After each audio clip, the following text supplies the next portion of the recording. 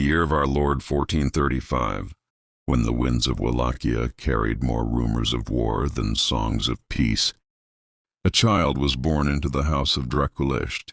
The land was narrow and troubled, pressed between the ambitions of great empires, where thrones were claimed with steel and lost with blood. This child was named Radu. He was the younger son of Vlad the Sun, a prince who wore the crown of Wallachia, as one might wear a helmet, never in comfort, always in caution. In those days, the throne was less a seat of honor and more a seat of danger. Every noble held secrets, every border carried threats, and every sunrise could bring a new betrayal. From the very beginning, Radu's presence seemed different. The midwives whispered that the boy's face was as calm as a sleeping angel, his skin pale and smooth, his eyes wide and gentle. Even in the flickering light of the candles, he looked more like a child, meant for songs and poems than for the hard stones of a fortress. His older brother Vlad was already growing into a fierce and stubborn child. Where Vlad struck the training posts with fury, young Radu watched the birds above the castle walls. Where Vlad demanded swords and armor, Radu listened to the old servants' stories and learned their songs. The castle itself was a place of cold stone corridors and echoing footsteps. Guards moved like shadows, and the smell of iron and oil lingered in the air. Messengers came and went at all hours, bringing news of wars, alliances, and broken promises. Yet in a small corner of that grim fortress, Radu's laughter could sometimes be heard. The nurses said he had a gentle spirit, one that calmed even the most worried hearts. When he smiled, the tension in the room seemed to fade, if only for a moment. But Wallachia was no land for gentle souls. It was a kingdom that demanded strength, cruelty, and cunning. And as the boy grew, the shadows of politics crept closer to the castle gates. Soon a decision would be made, one that would carry both brothers far from home, into a world where their paths would begin to divide forever. Thus began the quiet story of Radu, a prince born not into peace, but into a land ruled by swords. The years passed, and the winds over Wallachia grew colder with each season. Prince Vlad the Sun sat uneasy upon his throne, for the crown of that land was never truly secure. To the north and west stood the Christian kingdoms of Hungary, demanding loyalty. To the south and east rose the mighty Ottoman Empire, whose armies marched like storms across the earth. A ruler caught between such powers could not stand proud for long. He had to bow, promise, and bargain for survival.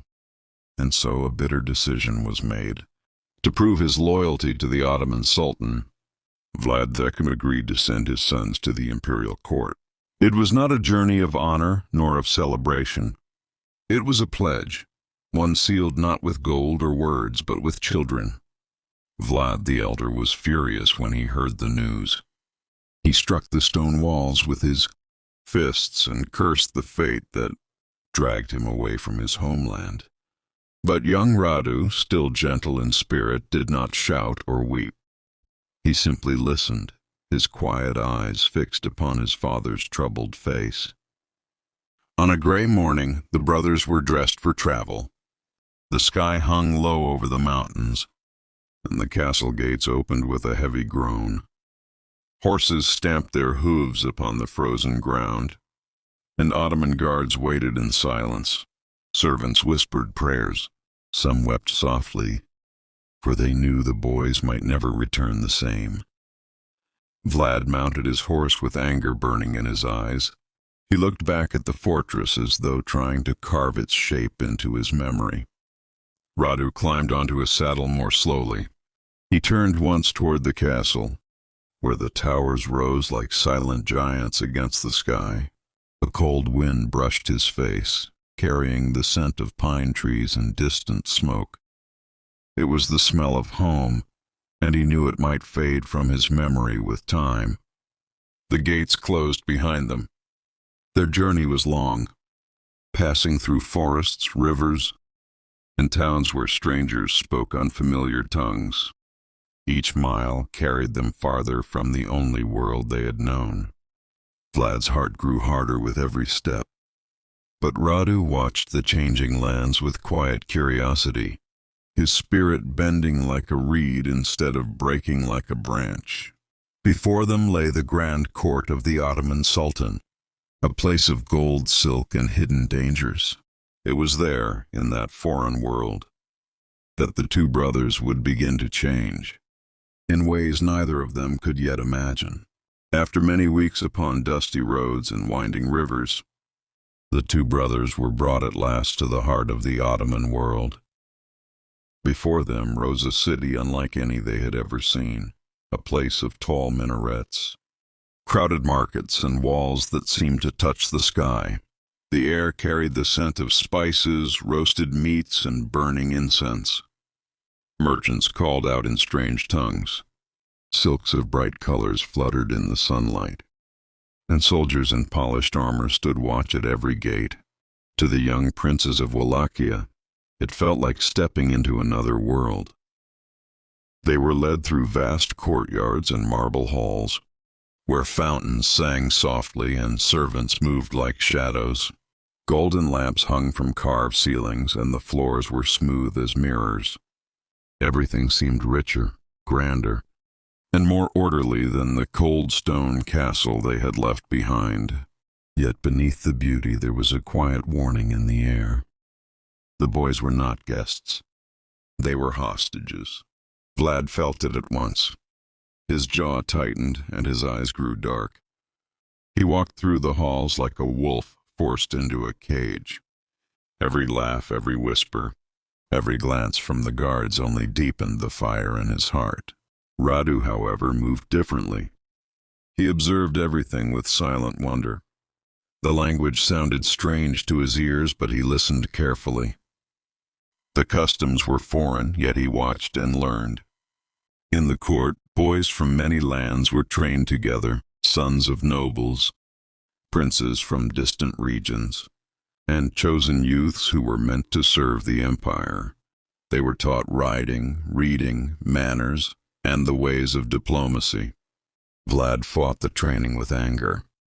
He resisted orders, glared at his teachers, and held tightly to the memory of his homeland. Each lesson felt to him like a chain, but Radu began to change. He learned the language quickly. His voice, soft and respectful, pleased the instructors. He moved with natural grace, and even the stern guards found it difficult to speak harshly to him. The other boys often gathered near him, drawn by his calm presence. Some said he had the face of a young noble from a painting, clear skin, gentle eyes, and a quiet smile that seemed to bring peace to those around him. Where Vlad became a storm, Radu became a breeze. And in that grand court beneath the crescent banners, the seeds of their very different destinies were quietly being planted. Time moved quietly through the halls of the Ottoman court. As seasons came and went beyond the palace walls, the boys who had once arrived as frightened strangers were now young men, shaped by foreign customs and careful discipline. Among them, Radu had become a figure many could not ignore. He had grown tall and graceful, his movements smooth like flowing water. His hair fell neatly about his face, and his eyes carried a calm brightness that seemed to soften even the hardest expressions. Servants spoke kindly to him. Teachers praised his manners. Even soldiers, hardened by years of war, found themselves lowering their voices when he passed. It was said that when Radu entered a room, the air itself seemed to grow lighter. He spoke the Ottoman tongue with ease and respect. He listened before answering, and when he did speak, his words were gentle yet wise. While other young nobles boasted of battles and conquests, Radu spoke of peace, loyalty, and the duty of a ruler to protect his people. Many wondered how a prince born in a land of swords had come to carry such a peaceful heart. But not all eyes looked upon him with warmth. Vlad, his elder brother, had grown into a man of sharp edges and restless anger. The years in captivity had not softened him. They had hardened him further. He trained fiercely, his sword striking the wooden posts with violent force. He spoke little, trusted no one, and carried his resentment like a hidden blade. When he looked at Radu, his gaze was often filled with confusion, sometimes even bitterness. "How can you smile in a place that took us from our home?" he once asked.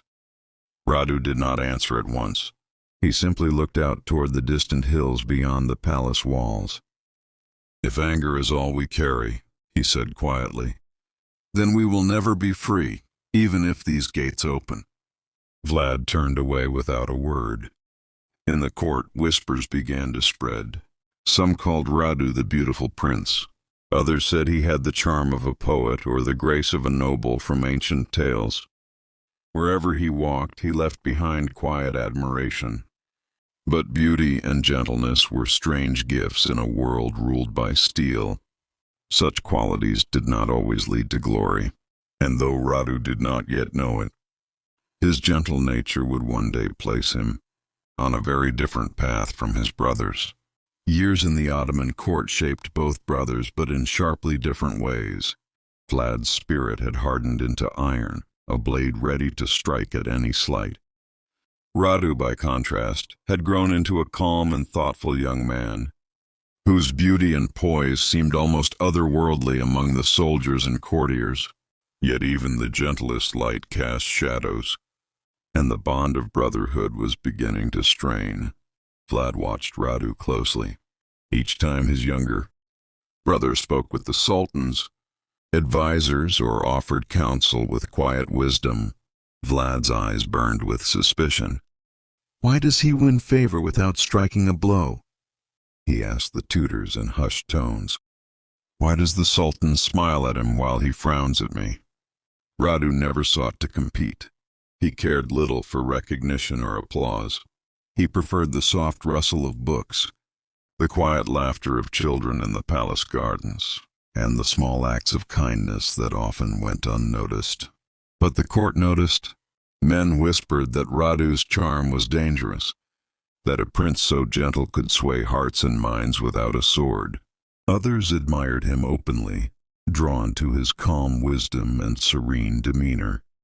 The difference between the brothers could not have been starker.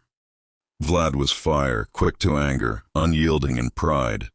Radu was water, patient, flowing, yet capable of wearing down even the hardest stone. One evening, the brothers were summoned before the sultan. Candles flickered against the marble walls, casting long shadows. Vlad's hand rested on the hilt of his sword, restless and taut. Radu bowed as was custom and spoke respectfully. The sultan listened, then nodded. He appreciated Radu's diplomacy and clarity, praising his ability to reason with leaders and emissaries from far-off lands. Vlad's chest tightened. He understood that his brother's influence was growing, not through fear, but through trust. On the walk back to their quarters, Vlad's silence was heavy. Radu, sensing the storm behind his brother's eyes, said nothing. He simply kept his gentle pace, allowing Vlad the space to wrestle with his own pride. It was in these quiet tensions, unnoticed by most, that the fates of the brothers began to diverge. One would rise through terror and legend. The other, through quiet grace, would leave a mark that few remembered, but one that would endure in ways history seldom records.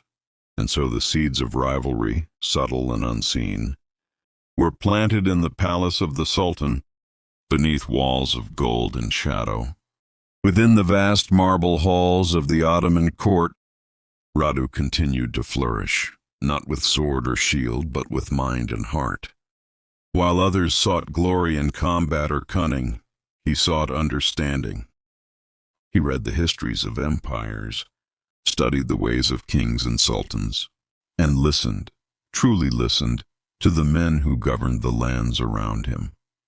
The lessons were subtle, often unnoticed by the brash or impatient. How to speak so a man would hear yet not feel commanded. How to offer guidance without angering pride. How to carry the weight of responsibility lightly, so that those who depended on you would not break beneath it. Vlad, meanwhile, could not fathom such methods. His lessons were measured in steel and fire, in fear and domination. He trained his body, practiced cruelty, and sought to carve his name into the world with terror. For him, only strength was respected.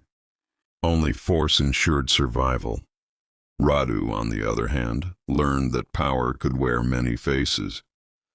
He observed the Sultan, noting how a quiet word could turn an enemy into an ally, and how patience often won more than fury. He discovered that gentleness, coupled with wisdom, could move armies without raising a sword. Yet the young prince never allowed his intellect to become arrogance. He helped other boys, shared his knowledge with humility, and showed respect to those far beneath his station. Even the humblest servant or scholar found a friend in him, a prince whose kindness required nothing in return. In secret moments, Radu reflected on his homeland. He remembered the forests of Wallachia, the cold river winds, and the fortress towers that had watched over his childhood. He missed the familiar sounds of the countryside, the clatter of carts, the chatter of villagers, the soft laughter of his family. Though far from home, he understood a truth his brother did not, that a ruler's strength was measured not only in conquest, but in the lives preserved under his care. Vlad often scowled at Radu's demeanor, seeing it as weakness. Yet even Vlad could not deny the attention his brother drew. Advisors, soldiers, and emissaries alike found themselves swayed by Radu's words, and slowly, quietly, his influence grew. In this way, Radu's path diverged further from Vlad's. One forged a legend in terror and blood, the other in patience, grace, and unseen charisma. And so, amid the golden halls and hidden whispers of the Ottoman court, Radu learned the most dangerous and most enduring lesson of all, that a gentle heart could wield a power far greater than a sword. As the years in the Ottoman court passed, Radu's presence became impossible to ignore. His hair, dark and soft, framed a face that seemed almost sculpted by the hands of angels. His eyes held a calm intelligence, and his smile could soothe tempers that had hardened over decades of war and ambition. Courtiers and soldiers alike whispered of Radu the Handsome, a prince whose charm was both a gift and a danger. But beauty in a land of ambition was a double-edged sword. Those who sought influence eyed him with suspicion, for they knew that a gentle prince could sway hearts, bend loyalty, and manipulate outcomes without the raising of a blade. Many wondered if his grace masked cunning, if his kindness was a secret weapon. Radu bore it all silently. He never boasted, never flaunted his gifts. He spoke softly, listened carefully, and acted with courtesy even toward those who wished him harm. His charm was unassuming, almost invisible to those who judged power only by force. Yet Vlad, his elder brother, watched every move with burning envy. Where Vlad struck fear and demanded obedience, Radu inspired trust and admiration. Men whispered to Vlad, comparing the brothers in hushed tones. "Your brother pleases the Sultan more than you do," they said. "Do not let his smile deceive you. He may take what you cannot hold with a sword." Vlad's fury simmered, for he had always measured himself by strength. To see Radu rise quietly, without shedding blood or raising terror, was a torment he could not bear. Yet even he could not deny the effect Radu had on those around him. Advisors consulted him, soldiers sought his guidance, and emissaries remembered his words long after he had spoken. One night, under the silver moonlight in the palace gardens, Radu spoke to a young servant who had just lost his father in a distant skirmish. "Sorrow is heavy," Radu said softly. But it does not have to break us. We carry the memory, not the bitterness. Let it guide your heart, not harden it. The words, gentle and true, were far more powerful than any decree. They lingered, shaping the hearts of men in ways the fiercest sword never could.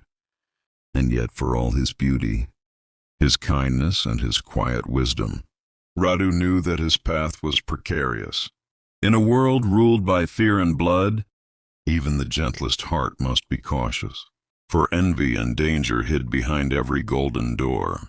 Thus, in the glow of candlelight and the shadows of the palace, Radu learned the cost of beauty in a land that prized cruelty above all. The years deepened the divide between the brothers. Vlad's heart had grown hard as iron, his mind sharpened by fury and suspicion. Every shadow seemed a threat, every word a potential insult.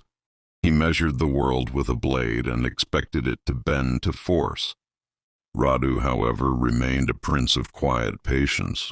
He did not seek to outshine his brother, nor to challenge him directly. Instead, he moved through the court like a gentle river, touching lives without effort, softening anger, and guiding those around him with wisdom. Yet the closeness of their blood was undeniable.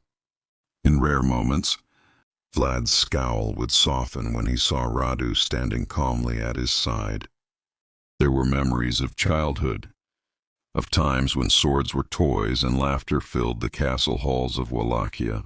But these moments were fleeting, lost beneath the weight of ambition and survival. The Ottoman court, ever watchful, sensed the tension. Advisors whispered to the Sultan of the brothers' differences. Some feared that Vlad's temper and Radu's charm would spark rivalry that could end in disaster. Others believed that the contrast might serve the empire well. One a weapon of terror, the other a diplomat of grace. Radu noticed the suspicion, but never dwelled on it. He had learned the subtle art of patience. Words were sharper than swords in many situations, and silence could hold more power than anger. He offered counsel when asked, helped settle disputes between nobles, and listened to the grievances of soldiers who had nowhere else to turn. Vlad, by contrast, often ignored advice.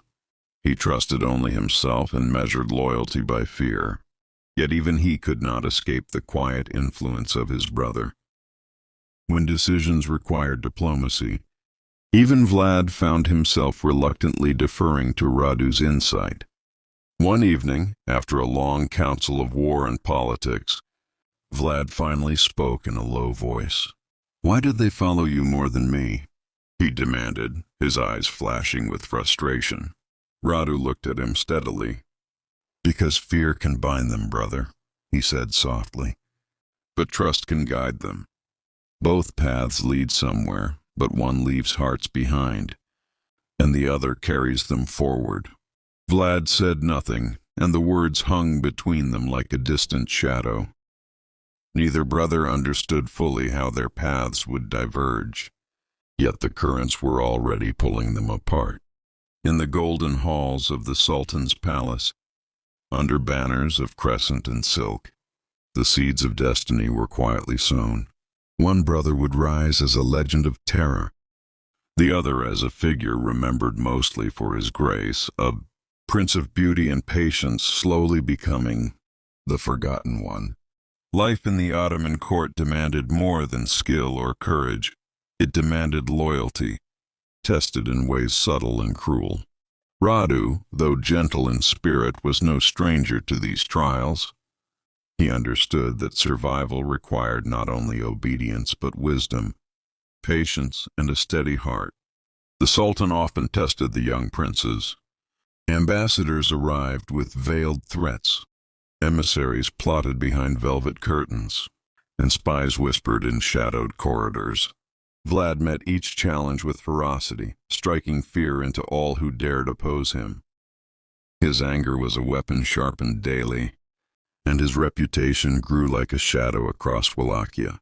Radu, by contrast, met these trials differently.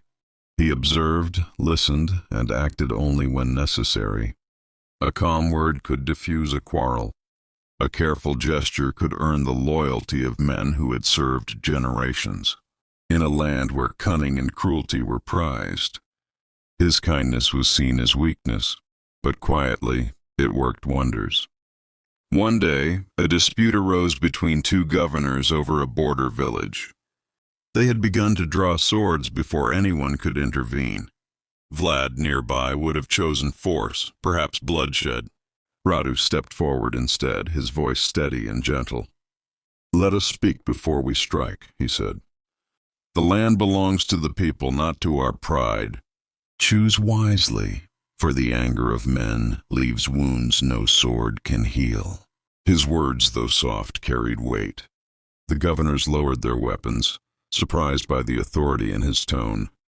By the day's end, the village remained untouched, and the Sultan praised Radu's diplomacy. Vlad watched from the shadows, his jaw tight. He could not understand how his brother's quiet power rivaled the terror he wielded so openly. The envy that had long simmered in Vlad's heart now threatened to boil over. Radu, however, bore no ill will. He knew the world was harsh, and hearts were tested by fear as well as by love. His goal was not to compete with Vlad, but to survive and to protect the people entrusted to him, even if history would remember little of his efforts. In those corridors of marble and gold, Radu learned a lesson that would shape his life more than any sword or crown could. Loyalty earned through respect and kindness may not shine in the tales of war, but it endures in the hearts of men far longer than fear ever could. And so the brothers continued their separate paths, one carved by terror, the other by subtle influence, quiet grace, and unseen power. Time wore on, and Radu's reputation in the Ottoman court grew steadily, though quietly. Unlike Vlad, whose name was spoken with trembling fear across Wallachia and beyond, Radu became known for his wisdom, his fairness, and a presence that inspired loyalty without threat. Soldiers, advisors, and emissaries came to trust him, not out of terror but out of respect. It was an unusual kind of power in a world ruled by blades and blood. Yet the Ottoman Sultan recognized its value. Where Vlad's ferocity made enemies obey, Radu's calm diplomacy bound them willingly. And in such binding, the empire found its most subtle strength, influence without conflict. Radu's own heart remained true to his homeland. He dreamed of Wallachia not as a kingdom of fear, but as a land where people could walk freely, harvest their fields, and sleep without dread of cruelty. Each decision he made at court was weighed with that vision in mind, though he knew that history rarely rewarded the gentle. Meanwhile, Vlad's path continued in contrast. He seized power through terror, leaving a trail of horror that would echo through generations. Every act of cruelty carved his legend further, and stories of his impalements and vengeance spread like wildfire. Yet even this notoriety could not eclipse the quiet influence his brother wielded in another court, far from the eyes of most chroniclers. One evening, Radu was summoned to meet the Sultan. The hall was filled with ministers and foreign dignitaries, their eyes keen with calculation. Radu spoke softly, yet every word carried weight. He brokered agreements, resolved disputes, and guided decisions with a tact that few could match. The Sultan's gaze lingered on him, approving and measured. "You are unlike your brother," he said quietly, almost to himself. "Where one rules with fire, you rule with patience. Both are needed, yet one leaves scars that never heal." Radu bowed humbly.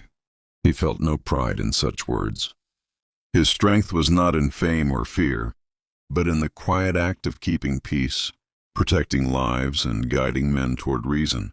Yet even as his star rose in the Ottoman court, Radu understood the fragile nature of his position.